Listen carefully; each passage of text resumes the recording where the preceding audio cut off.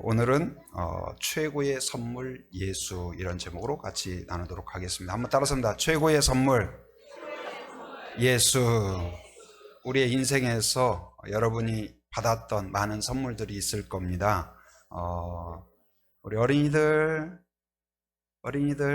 저를 봐주세요. 여러분들은 어떤 선물이 기억이 납니까? 여러 가지 선물들이 있고 또 추억에 남는 그런 선물들이 있을 것입니다. 어렸을 때 이런 명절이나 이런 때 또 종합 선물 세트를 받아본 경험이 있었는데, 그거 받으면 거기에 과자도 있고 비스켓도 있고 캔디도 있고 여러 가지 다양한 그러한 그 과자가 있어서 매우 흡족하고 즐거웠던 그런 기억이 있습니다. 그러나 우리의 인생에서 많은 선물도 있지만 그보다도 가장 귀하고 복된 선물은 예수 그리스도라는 사실을 늘 기억하는 성도가 되면 좋겠습니다. 오늘 우리가 읽은 마태복음 1장은 아브라함과 다윗의 자손으로 오시는 예수 그리스도의 계보와 예수님의 탄생을 기록하고 있습니다. 오늘 본문은 우리의 생각으로는 이해할 수 없는 동정녀에게서, 그 처녀에게서 아이가 탄생했다는 그러한 초자연적인 그러한 내용을 다루고 있습니다. 이러한 그 사실에 대하여서 그의 아버지 요셉과 또한 그 마리아의 그 고뇌, 그리고 그것을 또 믿음으로 받아들이는 그러한 내용을 담고 있습니다. 하나님께서는 절망과 죄악에 빠져 있는 우리에게 가장 큰 선물인 예수님을 보내주셔서 바로 깨어진 하나님과 우리 사이의 관계를 회복하고, 그리고 또한 회복하는 것으로 끝나지 않고 영원히 우리 안에 거하시며 우리를 다스리고 우리에게 복을 주신다는 약속을 담고 있습니다. 오늘 말씀을 통하여서 하나님이 예수님을 통하여 우리에게 주시는 선물이 많이 있지만 오늘 세 가지 정도 함께 나누고자 합니다. 첫째는 무엇이냐? 예수님을 통하여서 죄에서 구원해 주셨다는 사실입니다. 한번 따라합니다.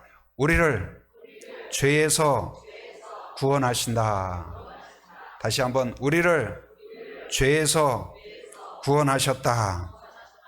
예수님을 통하여서 우리에게 주신 첫 번째 선물은 죄 사함입니다. 죄를 용서해 주셨습니다. 성경은 인류의 고통이 시작되는 그 근본 원인은 무엇이냐? 바로 죄로부터 시작되었다고 명확하게 선언하고 있습니다. 과학의 어떤 뒤처짐이나 문화의 부족이 아니라 바로 로마서 6장 23절에 있는 것처럼 죄의 결과가, 죄의 싹시, 결국은 사망을 가져오는 것인 것을 우리에게 이야기하고 있습니다. 인류 최초의 불순종은 에덴 동산에 우리가 죄를 잘 살고 잘 먹고 환경이 좋으면 죄를 안 지을 것 같은데 그렇지 않다는 것을 명확하게 보여준 것이 뭐냐면 에덴 동산에 있던 아담과 하와예요. 그것은 부족함이 없었습니다. 풍성했습니다. 공격적인 것이 없었어요. 불편한 것이 없었어요. 그럼에도 불구하고 욕심과 교만과 하나님보다 더 높아지려는 그 마음, 죄로 인하여서 결국은 에덴 동산의 기쁨이 사라지고 마는 것을 보여줍니다. 또한 노아의 홍수로 모든 인류가 망하게 되는 것이나 소돔과 고모라가 그렇게 번성했음에도 불구하고 일시에 망하게 되는 그 근본 원인은 바로 문명의 부족이 아니라, 문화의 부족이 아니라 바로 죄의 관영 때문이라는 것을 우리에게 명확하게 가르쳐주고 있습니다. 문제는 무엇이냐? 이것이 한 사람, 교도소에 있는 몇 명 때문이 아니라 성경은 그 죄에 대해서 어떻게 이야기할까요? 로마서 3장 23절에서 모든 사람이 죄를 범하였음에 하나님의 영광에 이르지 못하더니, 그래서 이 죄에 대하여서 일부의 잘못이나 특별한 나쁜 사람들의 잘못이 아니라 모든 사람들이 죄 가운데 있다는 것을 명확하게 이야기하고 있습니다. 또 더 큰 문제는 무엇이냐? 이 죄의 문제를 우리 스스로 해결할 수 없다는 거예요. 누구도 도와줄 수가 없어요. 자녀의 죄의 문제를 부모가 해결할 수 없고 남편의 죄의 문제를 아내가 해결해 줄 수 없어요. 누구도 해결할 수 없는 이 죄의 문제 가운데 모두가 늪에 빠진 사람처럼 점점 빠져들어가고 결국은 거기에서 사망에 이를 수밖에 없다. 제가 그 선교지에 있을 때 그 지역은 이제 그 겨울이 되면 석탄을 거의 떼요. 지금은 어떤가 모르겠어요. 근데 이 조개탄 같은 거 있잖아요. 조개탄. 우리가 어렸을 때 날로 뗐던 그런 것 떼고 모든 난방이나 그런 것 요리하거나 이런 걸 석탄으로 하고 그러다 보니까 평소에도 매캐하고 머리가 그냥 띵해요. 냄새가. 공기 자체가. 그리고 하늘에는 그냥 뿌옇게 연기층이 아예 연기가 조금 뭐 이렇게 있는 정도가 아니라 하늘 전체가 그냥 까마요. 그리고 평소에도 뭐 봄, 여름, 가을, 겨울 할 거 없이 화창한 날이 별로 없었어요. 항상 우중충해요. 그래서 그런 줄 알았어요. 그런가 보다 했어요. 여기는 원래 날씨가 이런가 보다. 그렇게 했어요. 근데 제가 거기에서 이제 한국으로 오게 되는데 이제 비행기를 탔습니다. 그날도 여전히 역시나 날이 아주 흐리고 우중충하고 그런 날이었어요. 그런데 비행기를 타고 비행기가 고도를 올라서 구름층, 그 연기층을 싹 뚫고 올라가니까 세상에 그 위에는 완전히 다른 풍경이 있는 거예요. 바로 그 투명한 햇살이 쏟아집니다. 그리고 그 구름 위에는 찬란한 그 아름다운 광경이 펼쳐져 있는 거예요. 아니 세상에 우리가 이 구름 아래에서 이 햇살이 하나도 없이 이렇게 살았단 말인가? 이렇게 살았단 말인가? 그런 생각이 들었습니다. 바로 그 구름이 만약에 없었다면 아래에 그 햇살이 내리고 그리고 그 우중충함이 밝아지고 그리고 식물들이 건강하게 자랄 수 있었겠죠. 그런데 바로 영적으로 생각할 때 우리 위에 이 죄의 문제가 죄의 구름이 딱 잔뜩 끼어 있어서 우리의 인생에 죄의 구름이 잔뜩 끼어 있어서 하나님의 은혜의 햇살이 내려오지만 그걸 다 막아버리는 거예요. 그래서 우리가 늘 불행하고 절망스럽고 원망스럽고 우중충하고 그것이 그냥 당연한 삶으로 생각했는데 그게 원래 인생인가 보다 그렇게 생각할 수 있는데 하나님의 원래 계획은 그렇지 않다는 거예요. 그런데 하나님께서 바로 하나님이 세상을 이처럼 사랑하사 독생자를 주셨습니다. 바로 그 예수님을 주심으로 그 예수님이 하신 일이 무엇이냐? 그 죄의 먹구름을 일시에 걷어내셨다는 사실이에요. 그래서 인류 가운데 우리의 마음 가운데 하나님의 은혜의 햇살이 다시 비치기 시작한 겁니다. 그리고 은혜의 햇살이 우리 안에 들어오자 마음이 밝아지게 돼요. 여러분 예수님이 우리 안에 계시면 하나님의 은혜의 따뜻함이 느껴지게 됩니다. 하나님이 나를 얼마나 사랑하는가가 깨달아지면 드디어 행복이 시작돼요. 햇살이 쏟아져야 봄에 씨앗들이 움트기 시작하죠. 그리고 밝아져요. 예수님이 여러분 안에 계시면 나타나는 현상 중에 마음이 밝아집니다. 얼굴이 밝아집니다. 그리고 항상 하는 행동도 힘차져요. 그리고 어떻습니까? 햇살이 쏟아져야 바로 이 아름다워져요. 세상이. 여러분 가끔 제주도에 그런 현상이 있죠. 날이 매우 흐린 날인데 구름이 쫙 끼어 있어요. 그런데 그 구름 사이로 햇살이 쫙 쏟아지는 때가 있어요. 얼마나 아름다운지요. 아름다워요. 사진 작가들은 그걸 찍고 싶어 해요. 그런 때는 또 카메라가 옆에 없어요. 그런데 딱 그런 장면이 쏟아질 때 보면은 어떤 TV의 장면보다도 하나님의 그 웅장함, 아름다움을 느끼게 됩니다. 그런데 그 쏟아지는 햇살처럼 어둡고 답답한 우리의 인생 가운데 하나님의 햇살이 들어오게 밝게 그리고 따뜻하게 아름답게 만들어주신 사건이 뭘까요? 예수 그리스도의 오심이라는 은혜의 사건인 것을 첫 번째 선물이 그것이라는 것을 깨닫기 바랍니다. 여러분, 예수님이 여러분 안에 계십니까? 하나님의 은혜의 햇살이 들어오게 될 것입니다. 그리고 밝은 하나님의 은혜의 계획이 시작될 것입니다. 그리고 하나님의 그 조화와 아름다움이 합력하여 선을 이루는 하나님의 역사가 우리의 인생 가운데 이루어질 것을 믿음으로 받으시기 바랍니다. 두 번째 선물은 무엇이냐?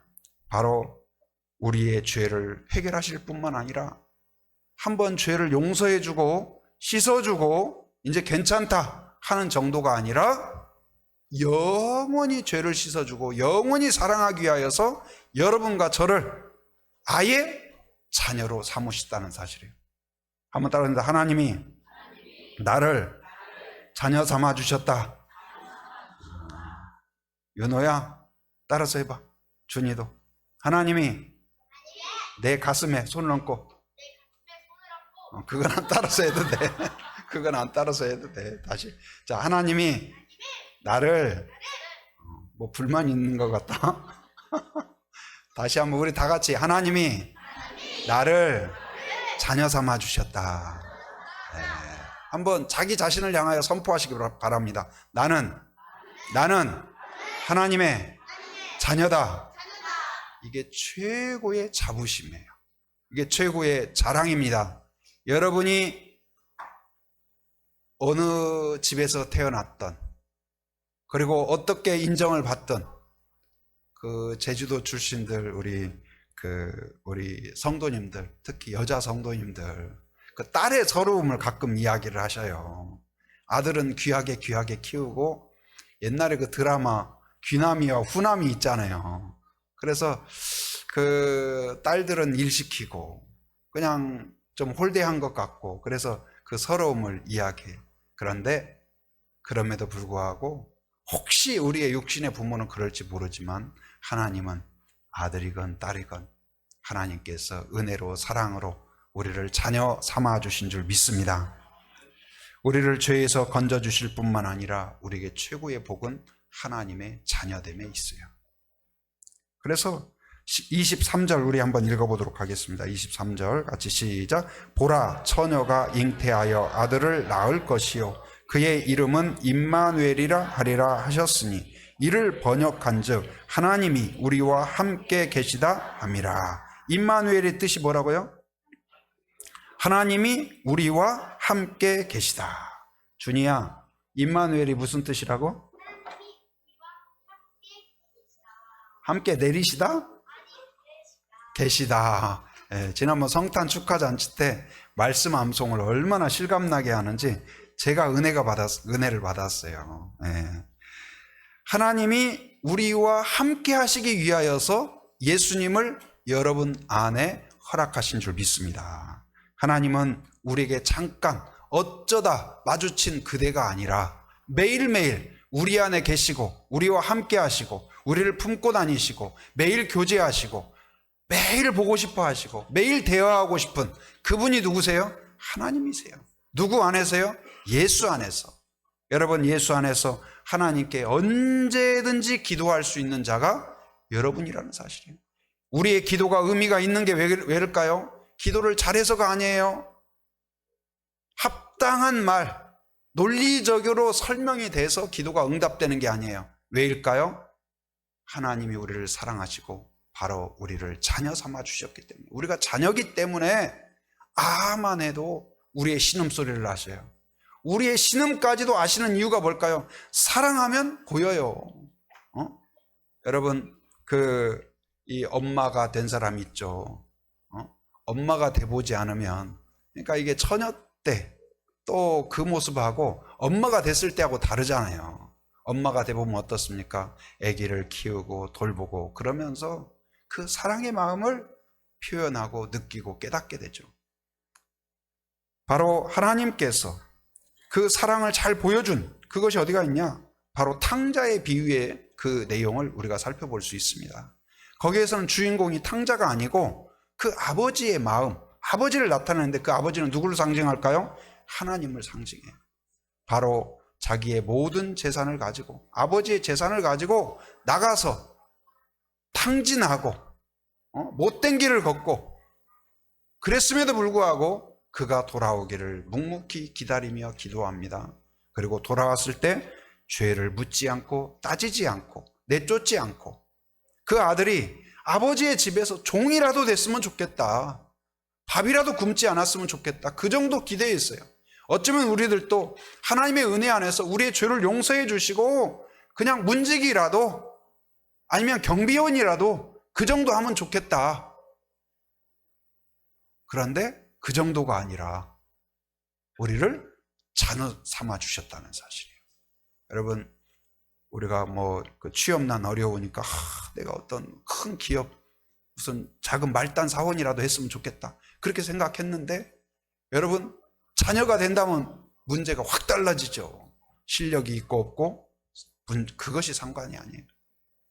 여러분과 저를 하나님의 자녀로 삼아 주신 거예요. 그런데 자녀가 될 만한 자격이 있었어요, 없었어요? 없었다는 사실이에요.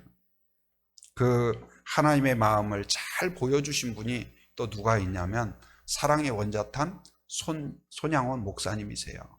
여순 반란 사건 때 그 두 아들이 거기에 연루되어서 안재선이라는 그 청년에 의해서 죽게 됩니다. 저도 저희 어머니하고 그때 가서 영화를 봤던 기억이 있어요. 이제 어머니가 영화를 보러 가자. 그래서 저는 마징가제트나 보러 가는 줄 알았어요. 갔더니 제목부터 이상해. 요즘 같으면 아마 왜 저런 제목을 지었을까 했을까요? 사랑의 원자탄이에요. 사랑의 원자탄. 그래서 어머니가 그래도 영화관 가니까 그 당시에는 팝콘을 사준 게 아니라 극장 앞에 뭐가 있었냐면 호떡집이 있었어요. 그래가지고 호떡을 이제 하나씩 이렇게 들고 먹기 시작을 했는데 이 영화에 너무 집중한 나머지 이 호떡을 영화 시작해서 끝날 때까지 다 못 먹었어요. 그래서 눈물바다가 됐습니다. 제가 막 울면서 영화를 봤는데 영화 끝나고 나오니까 세상에 제가 그날 영화 보러 간다고 옷을 아주 나름대로 좋은 옷을 입고 갔거든요. 호떡에 설탕물이 이 앞에 그냥 다 내린 거예요. 근데 그때 지금도 생각이 나요. 그 안재선이 이제 자기를 자책하면서 손을 바위에 놓고 돌멩이를 들어서 이 손을 막 때리면서 이 후회하고 안타까워하고. 근데 왜 그렇게 되냐면 이제 이 손양원 목사님의 두 아들을 죽인 거예요. 근데 웬만한 사람 같으면 어떻게 할까요? 그 죽인 자를 찾아가서 멱살을 잡고 법정에 서서도 뭐라고 이야기해요? 저놈을 반드시 사형시켜야 됩니다. 아주 악질입니다. 여러분 그러지 않겠어요? 그리고 이 두 사람을 죽인 안재선에게 사형을 언도합니다 하면 그나마 유족들이 위로를 받고 그러지 않겠어요? 그런데 이 손양원 목사님이 구명운동을 해요. 그리고 그 안재선을 어떻게 하냐? 양자로 삼아요. 그리고 안재선을 성을 바꿔서 자기 아들로 삼아서 뭘로 바꿨을까요? 손재선으로 바꿔요. 손재선으로 바꾸고 그를 품어줍니다. 품어줘요. 그리고 사랑하고 양육하고 기도하고 축복해요. 여러분 인간으로서 이럴 수가 없죠. 그런데 손양원 목사님은 목사님이니까 그렇게 한다고 해요. 근데 그 집안에서 가장 고통스러웠던 사람이 있어요. 그 딸이 누구냐? 그 손양원 목사님의 딸인데 손동희라고, 이분이 인터뷰하는 내용을 봤어요. 자기는 너무 잔혹했다. 아버지는 사랑으로 그 동생들을 죽인 그 학생을 아들로 삼았을지 모르지만 어떻게 내 사랑하는 동생을 죽인 그놈을 집안에서 매일 같이 밥을 먹고 같이 살아야 된다는 말인가. 그리고 그 볼 때마다 그 잔인함이 생각나서 견딜 수가 없는데 내 동생이라고 해야 된다니 너무나 잔인하다는 거예요. 그래서 만나지도 않고 기피하고 미워하고 그랬다는 거예요. 근데 시간이 흘러서 나중에서 성령께서 마음을 주셔서 용서하게 돼요. 그리고 둘이 만나서 드디어 그 동생으로 받아주고 안아주고 축복하고, 그동안 내가 용서하지 못해서 미안하다, 그러니까 또 아니다 하면서 서로 화해하고, 그런 장면을 볼 수가 있었습니다. 여러분 어쩌면 이 손동이의 모습이 또 우리의 모습이 될 수도 있다는 생각이 들어요. 하나님의 용서를 받았죠. 그런데 우리 안에도 서로 미운 사람이 있는 거예요. 미운 사람이 있어요. 그래서 용서할 수가 없는 거예요. 그 손동이가 그 안제선을 용서할 수 없는 것처럼. 그런데 성령이 임하셔서 그의 마음을 변화시켜 주신 것처럼 우리 안에 역사하셨어. 오늘 예수님, 우리가 용서받을 만한 가치가 있어서가 아니라 손양원 목사님이 긍휼함으로 내가 품지 않으면 저 안제선은 반드시 악한 길로 갈 거고 멸망의 길로 갈 거기 때문에 내가 품어야만 된다. 내가 축복해야만 된다. 그래서 결국은 어떻게 됐을까요? 이 안제선이 손제선이 되고, 그리고 그 아들이 결국은 목회자가 되어서 지금 아프리카 선교사로 일하고 있다고 합니다. 그렇지 않았다면 그 아들이 어떻게 되었을까요? 그 가문이 어떻게 되었을까요? 멸망의 가문이 되지 않았겠습니까? 바로 우리에게 최고의 복은 무엇일까요? 그의 복이 바로 자녀 삼아 주신 것이듯이 하나님이 여러분과 저를 자녀 삼아 주셨다는 사실을 기억하는 그러한 성탄절이 되기를 바랍니다. 세 번째는 뭐냐? 하나님의 계획을 시작하셨다는 사실. 누구 안에서? 우리 안에서. 한번 따라합니다. 하나님의 계획이 시작된다.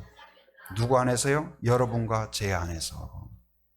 예수님의 탄생은 사람의 의지가 아닌 하나님의 계획이었죠. 그리고 이 계획이 예수님의 아버지 누구예요? 요셉에게 알려졌어요.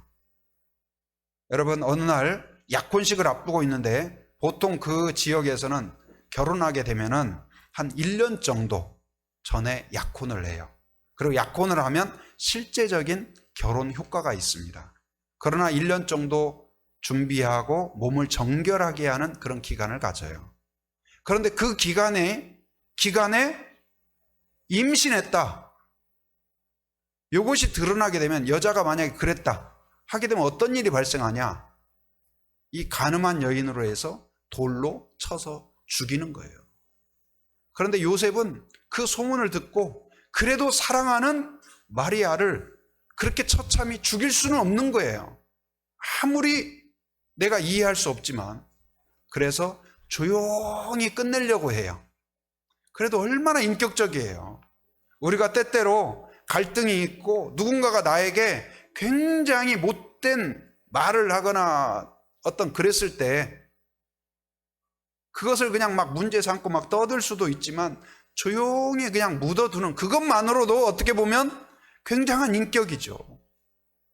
그러나 그 마리아를 데려오는 것은 도무지 요셉이라도 용납할 수가 없었어요. 그런데 성령께서 꿈을 꾸게 해요. 그리고 주의 사자가 나타나서, 바로 오늘 마리아에게 나타난 일은 마리아가 다른 남자와 부적절한 행동을 해서가 아니라 누구에 의해서? 성령에 의해서 잉태된 것이다. 하나님의 계획이 임한 것이다. 저주가 아니라, 실수가 아니라 하나님의 은혜요 복이 임한 것이다. 근데 그것을 요셉이 듣고 어떻게 해요? 믿음으로 받아들여요. 여러분, 이것을 믿음으로 받아들였을 때 여러 가지 사회적인 시선, 나에게 불리한 일들이 요셉에게 생겨요. 그럼에도 불구하고 하나님의 음성을 믿음으로 받아들입니다. 그러자 요셉이 그것을 믿음으로 받아들이고, 마리아가 하나님의 계획을 주의 종이 그렇게 하겠습니다 해서 받아들였을 때 인류를 구원하는 위대한 하나님의 계획이 마리아와 요셉을 통하여 이 땅에 보여지고 실현되었다는 사실이에요. 오늘도 마찬가지입니다. 하나님은 선한 계획을 가지고 있습니다. 위대한 계획을 가지고 있어요. 그런데 그 계획이 어떻게, 누구를 통해서 실현될까요? 요셉처럼, 마리아처럼 하나님의 뜻을 내 마음속에 품고 기꺼이 나를 드리기로 순종하는 자를 통하여서 가정 안에, 일터 안에, 이 지역 안에 하나님의 역사가, 하나님의 계획이 보여지게 될 줄 믿습니다. 며칠 전, 이제 지난주에 전도대 우리 종강을 하고 또 주중에 종강대 후속 모임으로 전도대 후속 모임으로 같이 식사하고 또 나눔 시간을 가졌어요. 그래서 성도들 한 사람 한 사람이 정말 힘들었어요. 목사님 왜 전도했는지 모르겠어요. 저는 그럴 줄 알았어요. 그 시간도 많이 들었고요. 춥기도 했고요. 그럴 줄 알았는데 한 사람 한 사람이 이렇게 할 수 있어서 너무 기쁘고 감사하다. 그런 간증을 나눌 때 수고하고 감사하고 시간 들이고 감사하고 너무나 감사하다. 근데 이제 우리 교회 성도가 아니고 성안교회에서 오신 권사님이 계세요. 한 3, 4년 전부터 오셔서 매주 오셔서 전도하시고 그리고 전도 훈련을 또 받으신 분이라 또 아이들에게 쉽게 재미있게 말씀을 전하고 또 올 때마다 아이들이 좋아할 만한 아이디어로 기가 막히게 어떻게 저런 아이디어로 선물을 가져왔지 해서 기가 막히게 그런 감각이 있으세요. 그래서 우리 전도에 어린이 전도에 큰 도움이 되고 있는 분이에요. 그래서 다른 성도들도 감사하고 저도 감사한 마음을 표했어요. 권사님이 계셔서 우리가 얼마나 풍성한지 모르겠습니다. 정말 하나님이 보낸 천사 같게 느껴집니다. 감사했어요. 그랬더니 그 권사님 처음에는 잠깐 도우러 왔다는 거예요. 내가 뭐라도 좀 도움이 될까 해서 왔다는 거예요. 그리고 왔는데 깜짝 놀랐대요. 왜냐하면 다른 데서는 막 가서 아이들을 불러서 복음을 전하고 그래야 되는데 여기는 아이들이 막 찾아오는 것이 너무나 놀랍대요. 두 번째는 뭐냐? 처음에 막 왔을 때 눈이 오늘 아까 눈발이 조금 내렸었죠? 네. 근데 눈이 막 진짜 하늘에서 펑펑 내렸어요. 그런데 여러분 눈 내리는 날 뭐 다른 추억도 많이 있겠지만 전도하는 그 경험 잊을 수가 없습니다. 눈이 쏟아지는데 아이들이 달려옵니다. 그리고 아이들이 눈에서 좋아하면서 붕어빵을 기다리면서 붕어빵을 받고 행복해하고 그 아이들을 축복하고 또 제주에 막 바람이 부니까 눈이 막 흩날리고 그런 풍경이 그런 이미지가 잊을 수가 없어요. 근데 그 권사님도 그걸 이야기하면서 나누는 거예요. 그리고 지금은 그렇다는 거예요. 지금은 걱정이 된대요. 그래서 뭐가 걱정이 되냐 그랬더니 이제 한빛교회가 전도대가 열심히 해서 자기 필요 없다고 오지 말라고 하면 어떻게 하지? 해서 절대로 자기 오지 말라고 하면 안 된다고. 그래서 제가 그랬습니다. 우리 전도대는 은퇴가 없습니다. 여러분 우리 교회는 은퇴가 없습니다. 연세 많으신 어르신들도 은퇴가 없습니다. 기도의 은퇴가 없고 전도의 은퇴가 없고 축복의 은퇴가 없는 줄 믿습니다. 우리 교회는 누구나 와서 마음껏 주님 앞에 오병이어처럼 내어드리는 그런 교회가 되어야 될 줄 믿습니다. 우리가 오병이어처럼 내 시간을 내 정성을 내어드리면 하나님께서 놀라운 역사로 하나님의 계획이 우리로 인하여서 우리 제주 한빛교회로 인하여서 이 땅 가운데 실현되게 될 줄 믿습니다. 지난 수요일 날 또 성도들과 같이 새벽 3종 세트, 새벽 기도, 그리고 새벽 오름, 그리고 아침 식사 교제 이렇게 가는데 이번에는 어승생학을 갔어요. 어승생학을 갔는데 가면서 내려오면서 또 올라가면서 성도들하고 이런저런 이야기 도란도란 나누는데 그런 이야기를 나눈 기억이 있어요. 오름이 좋다, 아침이 좋다 그런 이야기도 나눴지만 한 성도님이 제가 전에 한두 달 전인가 내년에는 거리에서 이렇게 전도를 하고 싶다 그 이야기를 나눈 적이 있잖아요. 그리고 제가 집에 가서 약간 후회를 했어요. 또 일을 버렸다, 또 일을 버렸어. 뭐하러 또 일을 버릴까? 저한테 하는 말이에요. 그래서 이제 아무도 반응이 없으면 그 핑계 대고 조용히 슬며시 그냥 정리할까 했어요. 그랬더니 누가 카톡이 왔어요. 목사님 그 계획에 가슴이 떨린대요. 기대가 된대요. 저 하고 싶어요. 자 혼자가 생겼네요. 그래서 우선 그래도 한 명이니까 또 인원이 많지 않다고 대충 어떻게 할까? 그랬더니 또 주일날 왔더니 또 누가 목사님 저도 하고 싶어요. 근데 이번에도 산을 올라가는데 또 한 분이 또 자원을 하는 거예요. 저도 하고 싶어요. 여러분, 주의 일에, 주의 계획에 저요 요셉처럼 마리아처럼 드려지는 교회가 되길 바랍니다. 그런 교회가 어디예요? 예, 그런 교회가 되길 바랍니다. 그런 성도가 되길 바랍니다. 누가 갈고 하는데 다 눈치 보고 나가요, 하세요. 그게 아니라 제가 하겠습니다. 한번 우리 따라서 합니다. 제가 하겠습니다. 제가 드리겠습니다. 제가 하겠습니다. 저를 사용하세요. 아멘. 우리 어린이들 앞으로 기대가 됩니다. 무슨 뜻인지도 모르고 저렇게 손을 들었는데 그것도 은혜가 돼요. 예. 실제로 무슨 일이 있었냐면, 이건 그 계획이 없던 이야기인데, 그 옛날에 여의도에서 막 성회를 했거든요. 큰 막 몇십만 모여서. 근데 이제 나중에 보면은 집회 마지막에 선교를 위하여 헌신할 사람들은 자리에서 일어나세요 해요. 근데 이제 앉아 있는데 어떤 분이 이제 엄마 따라서 가서 앉아 있었어요.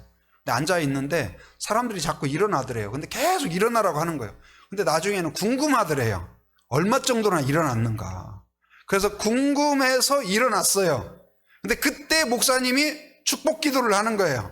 하나님 아버지, 일어난 자들을 기억해 해주시고 복을 주옵소서. 선교의 마음으로 일어났으니 하나님 이들을 사용하셔서 세계 선교의 일꾼이 되게 하여 주시옵소서 하고 다 아멘을 했어요. 그랬는데 어떻게 됐을까요? 궁금해서 일어난 사람이 어떻게 됐을까요? 결국은 선교사가 됐다는 사실이에요. 제 선배 간사님이 됐고 선교사가 됐어요. 할렐루야. 우리가 영문도 모르고 저요 했어도 하나님이 아름답게 귀하게 사용해 주실 줄 믿습니다. 여러분, 예수님이 내 안에 계신다는 것, 로또를 맞은 것보다도 복이에요. 어떤 선물보다도 복이에요. 우리의 모든 어두움, 죄, 염려, 근심, 시기, 질투를 씻어 주셨음을 기억하십시오.